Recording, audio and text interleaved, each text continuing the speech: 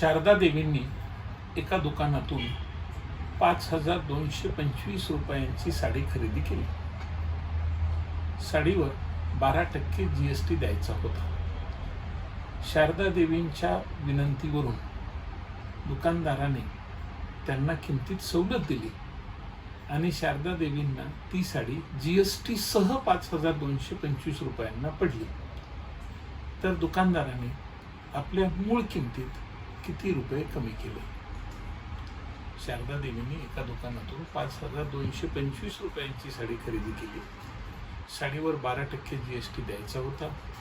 शारदा देवींच्या विनंतीवरून दुकानदाराने त्यांना किमतीत सवलत दिली आणि त्यांना ती साडी GST सह 5,225 रुपयांना पडली. म्हणजे याचा अर्थ मूळ किमतीमध्ये दुकानदारांनी कमी केली होती आणि त्याच्यावर GST आणि शारदा देवींना मूळ किंमत आणि म्हणजे साडीची किंमत आणि GST असं दोन्ही मिळून 5,225 रुपये भरावे लागले. तर दुकानदाराने आपल्या मूळ किमतीत किती रुपये कमी केले?